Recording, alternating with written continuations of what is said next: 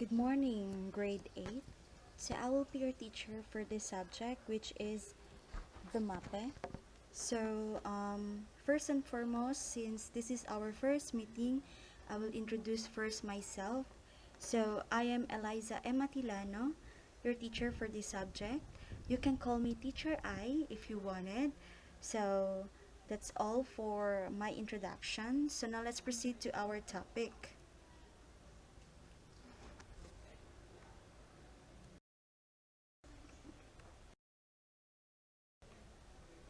So for the mainland, we have the Burma, Thailand, Laos, Cambodia, and Vietnam. Island, including our country, we have the Malaysia, Singapore, Indonesia, Brunei, and Indonesia. So although 85% of Indonesia's population are Muslim, Islam is not the official state religion. As what I've said earlier, it is just a part of the culture or the religion that is present in the Southeast Asian country. Muslims are a minority in Singapore and southern Philippines. So it is just a minor religion found in Southeast Asia countries. So virtually, all of the Southeast Asia lies between the tropics. Meaning when we talk about tropic area, all the country or it is like covered with warm or tropic weather in Southeast Asia. And so there are similarities in climate as plants and animals throughout the region. So in the Southeast Asia, since it is warm or tropic, um, there are similarities in the climates as well as the plants and animals that we have. So many sea and jungle products are unique to the region and therefore much desired by international traders in early times. So since we are covered with seas, jungles, um, before, international traders are really into our country. So there are 11 countries in Southeast Asia. So we have Philippines, Singapore, Thailand, Brunei, Laos, Indonesia, Cambodia, Myanmar, Vietnam, or East Timor, and Malaysia.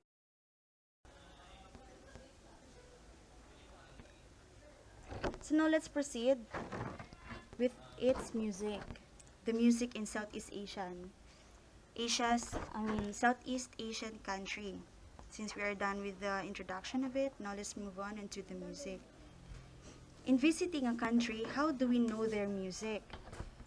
So how do we know? So we know it by the means of culture. No? We know their music by the means of their culture. So let's say for example, Muslim people. How are we going to identify their music? So it is based on their culture. So they're more on their musics are different from other religions, other cultures. So that's how we're going to identify the music of a certain country. We know what food they have, their mode of transportation, types of clothes to wear, important sites or places to visit, the religion, and so as to its music. So, in knowing the culture of a people, we tend to identify what food they eat, as well as their transportation, types of clothes. So, let's say, for example, in other countries, let's say, for example, in Korea, since since their culture is more on wearing something like unique style, unique colors, so that is represented up to now. So that's how we're going to identify their culture, same as their music. So in the Philippines, we are more on like tinikling, so on like that. But let's say for example in Korea, they are more on unique beats, as well as unique colors in their attires when they do the performing. So that's how we're going to identify their music. Then the music of Southeast Asia is diverse, meaning meaning because of the different geographical, historical, and cultural influence in the region. Diverse meaning it is not the same, no, because we are different culture,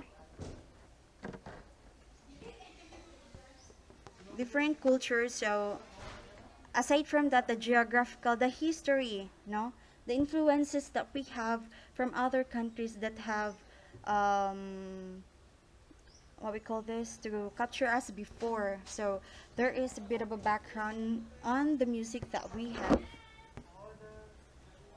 Some of those is that we captivated the ones who captivate us before. We tend to know their music and develop it with our music, same as their music, and then, creating a unique music. So for Thailand, Burma, Laos, and Cambodia, these have Chinese influences. So for Indonesia, Malaysia, and Brunei, they have Hindu and Arabic influences. So it varies from what countries or what people have captured them before. So first we have the Cambodia. So Cambodia is one of the most beautiful countries in Southeast Asia, also known as Kapunkea. It was the center of Cambodia, the kingdom of Angkor, a great empire that dominated Southeast Asia for 600 years. Their music gained a worldwide reputation in 1960s until the dramatic political problems in Cambodia. Aside from that, Cambodian people also absorbed and adopted Indian, Chinese, European, and other cultures to suit their traditions and taste that resulted in distinct Cambodian cultures. So, as what I've said earlier, depending on what country have captivated your country, the country, let's say for example Cambodia, so in their country the music of Chinese, European and other countries, suits in the traditions and taste of music that they have. So resulted to a distinct Cambodian culture. Next we have the Pimpyat. So a Cambodian musical ensemble,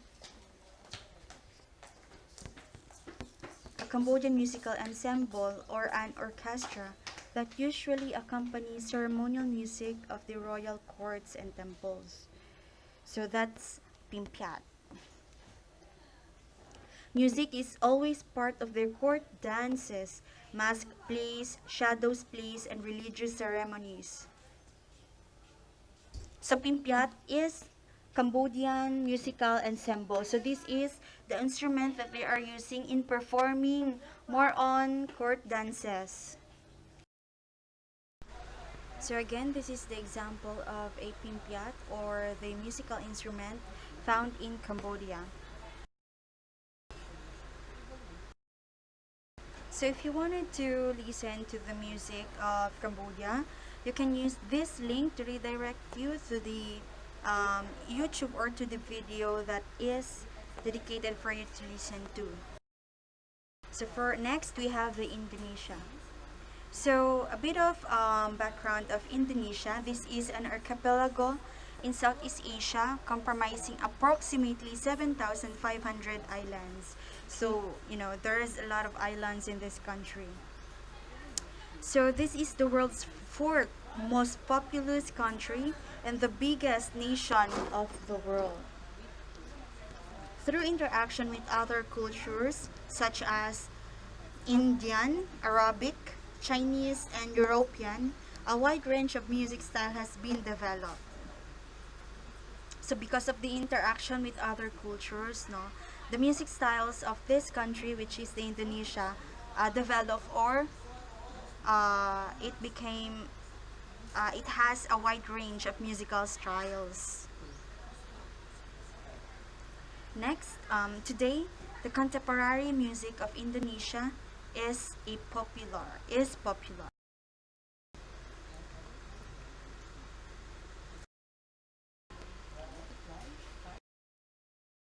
we have this example as the Balinese Gamelan. So this is an example of Balinese Gamelan.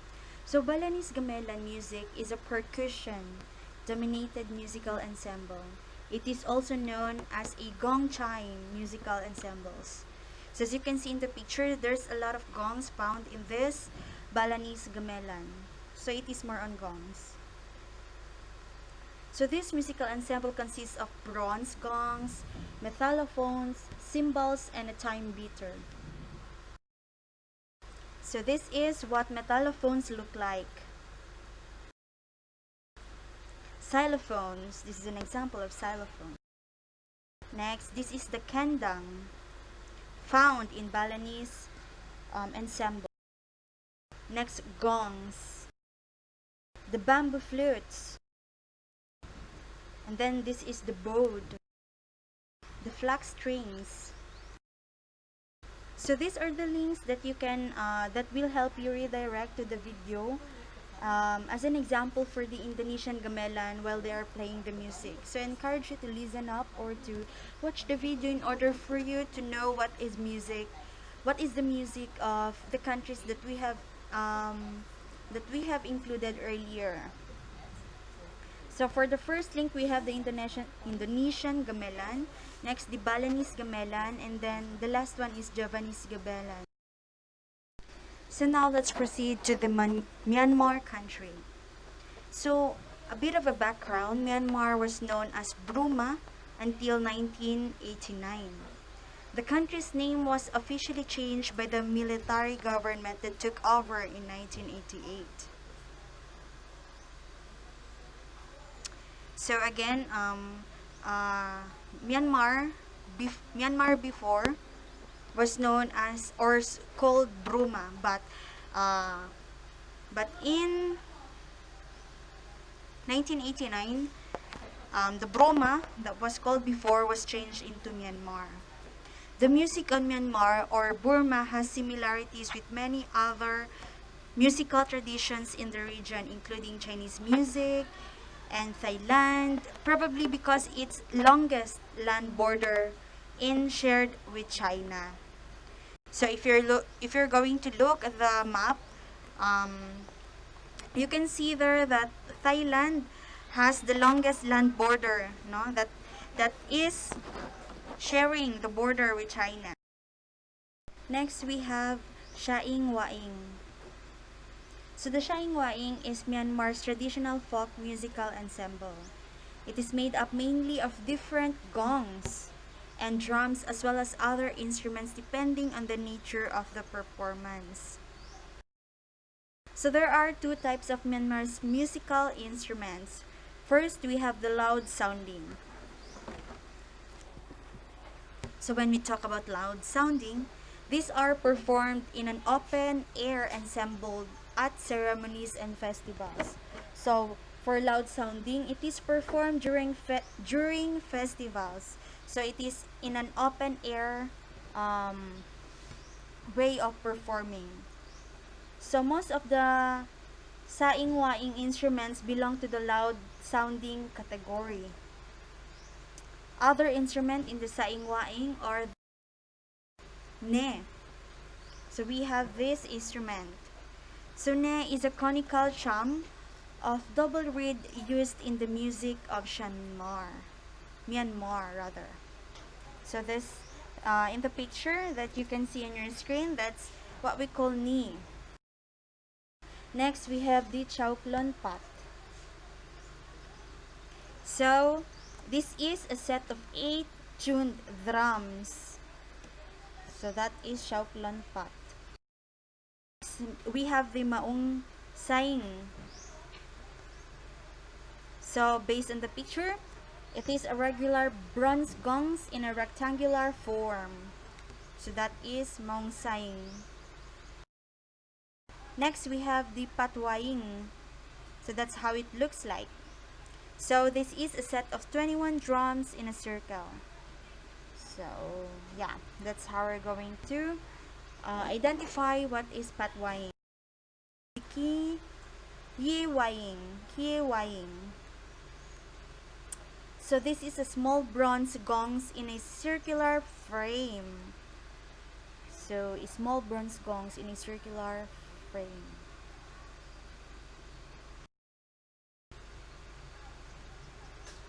So aside from as what I've said earlier, there are two types. No, one of those is the loud sounding. Then the second one is the soft sounding. So for soft sounding, it is more formal and classical performance that are performed indoors. The ensemble may be accompanied by SAUNG, GAUK, and patala. So that's the difference between the two. For loud sounding, it is more on festivals, used in festivals, while soft sounding, it is more on classical performance, indoor performances. So we have SAUNG, so that's how it looks like. It looks like a lizard to me. I don't know to you, but it is to me. But the meaning of SAUNG, it is a long curved from a tree root. So it is a tree root which from which 13 silk strings would have extended from tuning pegs to the body.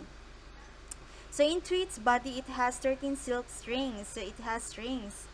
The top of the body is covered with animal hide, pierced in 4 places. So that's how it looks like. Next, we have the patala. So this is how patala looks like. So it is a Burmese xylophone consisting of 24 bamboo slats called wet.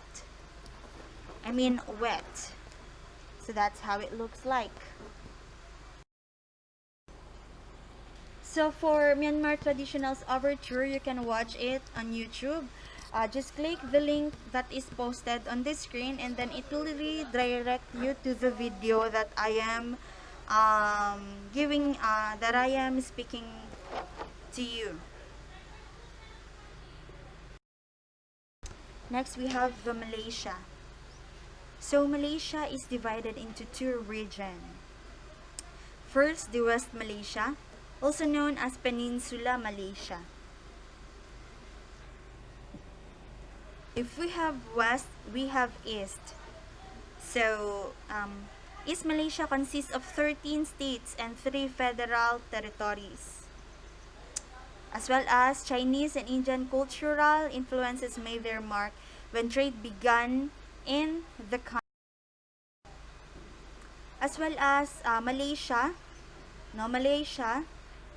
the country is multi-ethnic and multicultural, which plays a large role in developing their culture.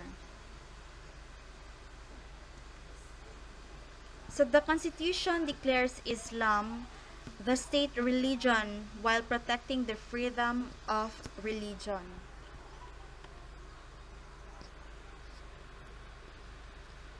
So their religion is more on Islam, but they are also protecting other religions aside from Islam.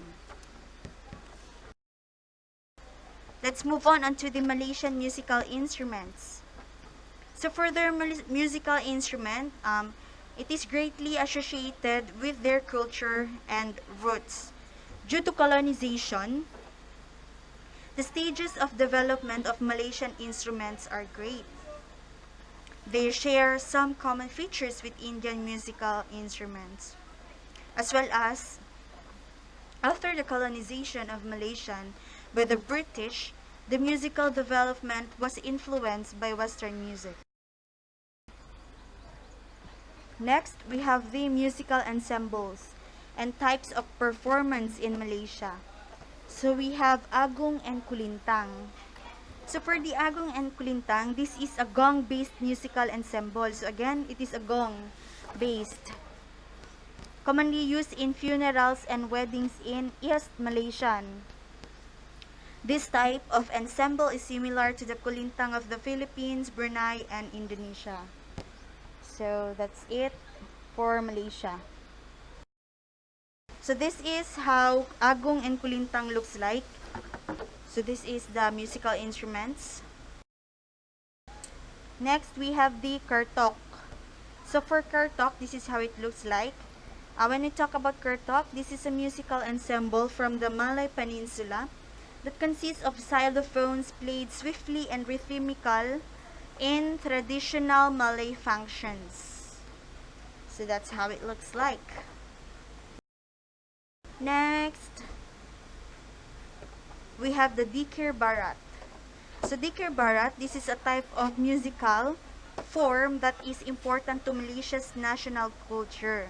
So Dikir Barat, it is very important to Malaysia's national culture because it is performed by singing in groups and often competitive manner. So that's why it is important because they use this Dikir Barat in competition, no? In order for their country to be well known by the other countries. Usually with percussion instrumental accompaniment or sometimes without instruments at all. So this is how Dikir Barat looks like. So this is how they perform it. So as what I've said earlier, they do perform the Dikir Barat with or without an instrument. Next, we have the Silat Melayu. So for Silat Melayu, this is a form of martial arts, no, from the word silat, that is similar to Tai Chi. So it originated in Malay Peninsula since the Christian era and is mixture of martial arts, dance, and music usually accompanied by gongs, drums, and Indian abos. So for Silat Melayu, so it is like doing the martial arts by the way of dance through music as well, with the accompaniment of gongs and drums, as well as Indian. So that's how it is. If you wanted, or you are, having this, what we call this, if you wanted to watch the Silat Melayu, you can use this link. So again, guys, I highly suggested that you must watch the video and listen to the music of the different countries that I have mentioned earlier as well as now. So use this link to redirect you to the video and watch it. Watch it all. Next, we have the Thailand. So for Thailand is known for being the sole nation in Southern Asia that has never been ruled by a Western power. It is called the Muang Thai, which means land of the free. Since it has been never ruled by the Western power or Western people, so that's why it is called the land of free. Its musical principles and elements are basically derived from Chinese music, while its musical instruments are inspired from the Indian and Indonesian strings and gong chimes.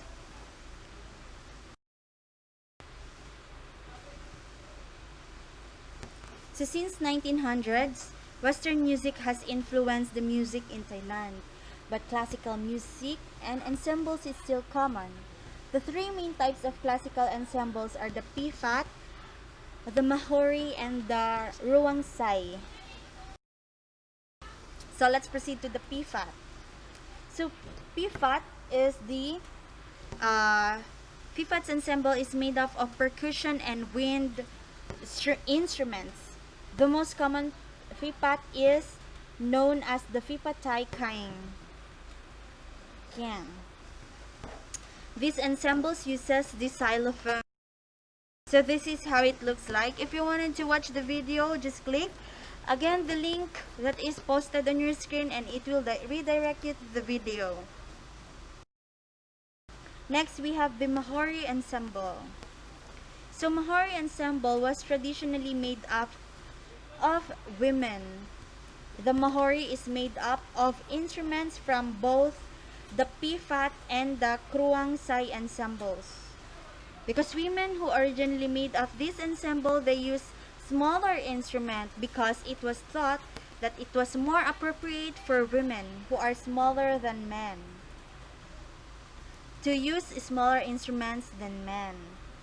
So now regular size instruments are used in the ensemble, and both men and women can be found in this ensemble. This is how it looks like. So again, click the link that is posted on your screen, and then it will redirect you to the video. Next, we have the KHRUANG Ensemble.